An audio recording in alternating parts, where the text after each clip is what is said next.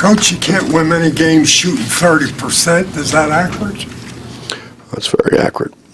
Can't win many games not rebounding. You can't win many games throwing the ball to them. We could. There's a myriad of things we could name that you can't win doing. Is there too much emphasis on defense generally in the country today? No. Absolutely not. What was the biggest difference, second half versus first half? Smart had 3 fouls early. He's pretty good.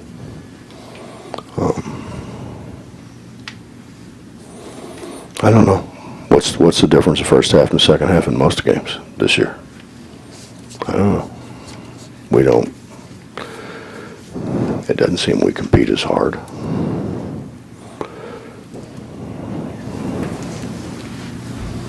What makes this a hard game is you got to do the right thing all the time. You know, when you're told 1,000 times don't overrun the ball, and you overrun the ball, and then they make another pass and you overrun the ball again, they end up 5-on-3 and shoot a layup. They've been told. We put them on the treadmill. They continue to do the same thing. It's got to come a point in time where you figure out that's not the right thing to do. I mean, that's just an example. Shot clock's running down. They're falling out of bounds. Heave one up, right? You think we'd block out, wouldn't you? You'd think so. They catch it and lay it in. We're standing there watching it. That's not playing. And the truth is we've got beat to loose balls. We've gotten beat to balls going out of bounds. We've gotten beat to everything. We have a whole bunch of guys standing around and watch. Is it effort? Is it IQ? Is it lack of experience? It's a myriad of things. I don't know. Explain to me why our sophomores' numbers were so much better a year ago than they are now. I mean, like, way better. Why is that? I mean, Kevin Jones certainly had a heart big enough to fill the building. But was it just him? I don't know. Well, considering that, I mean, how concerned are you for the next year's or next season and going forward? I'll fix it, Mitch. I'll fix it.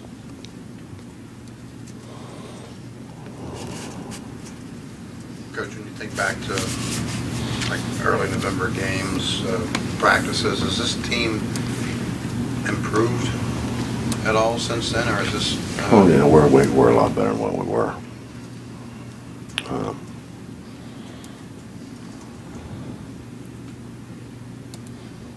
But Justin, I'm not lying to you. I never saw it coming.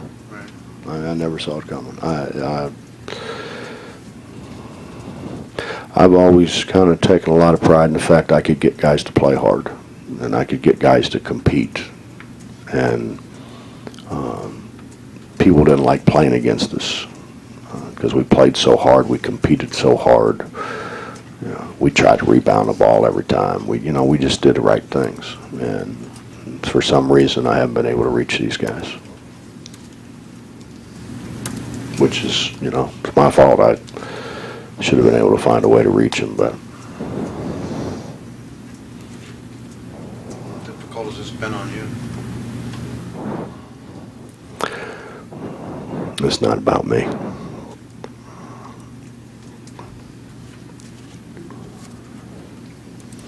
I knew when I came back here, I knew how much it meant.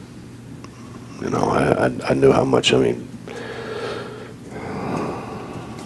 growing up here and when Rod Thorne was playing and coming back here and playing, I knew how much it meant. So, it's not about me.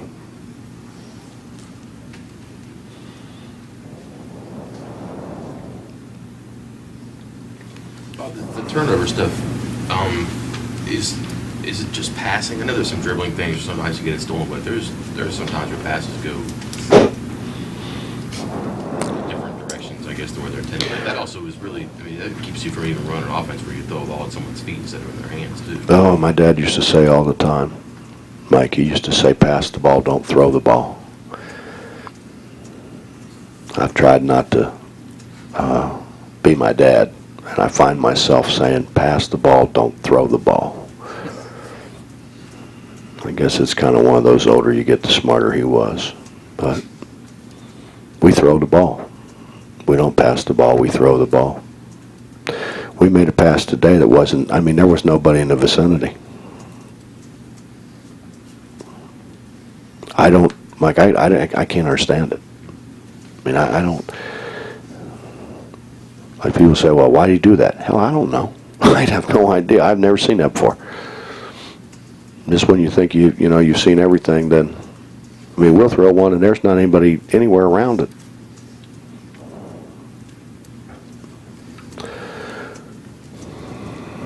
You know, you can't say any more and drill it any more and work it any more than what we have, that if you grab the ball and put it over your head, they're going to get a hand on it. We keep doing it. Have you gone from frustration to anger to embarrassment maybe, or something along that line? I mean, Bob, I've been embarrassed since first game. first game maybe, yeah. I mean, I mean, you go back and look, I don't get beat like that. I mean, my guys played so hard, competed so hard, we never ever got beat like that. Ever. Do you think they feel that? Feel what? The embarrassment or the... No, they don't seem to. I to tell you, you know, privately why I think that, but I really don't want to say it to everybody else. But I can tell you why. I mean, I don't think they do now.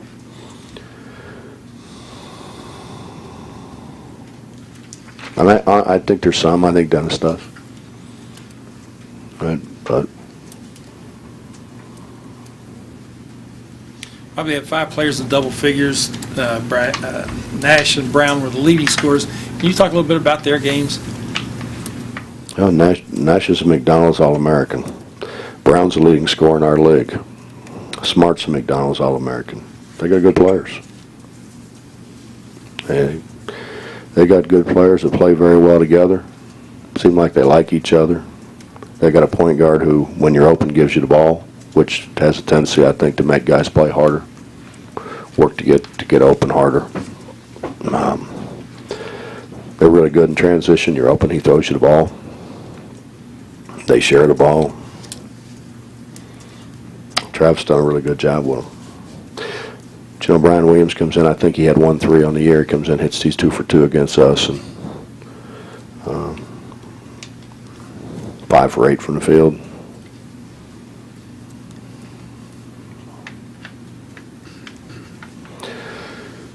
I don't know. I don't have any answers, man. I'd like to think I do. I thought I did, but Coach, running through the motion offense, you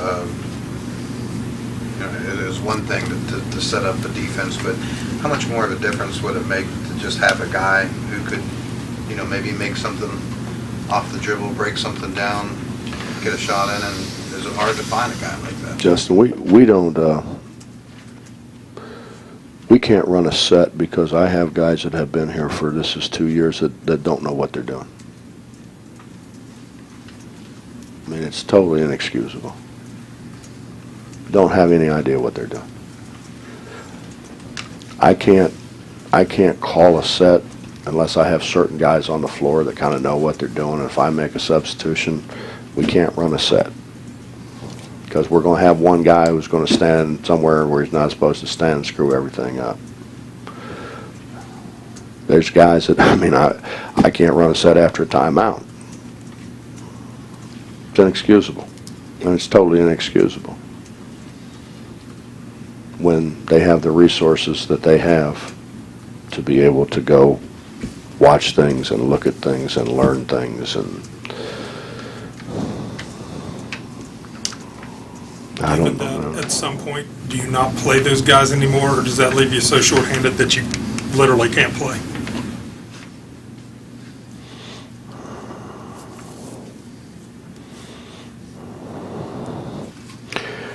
It's kind of like if you got a job, you know, you're a supervisor, and you got a guy who won't do right, and you say, you're out, you put another guy in, he won't do right, and you put another guy in, he won't do right, and you put another guy in, he won't do right.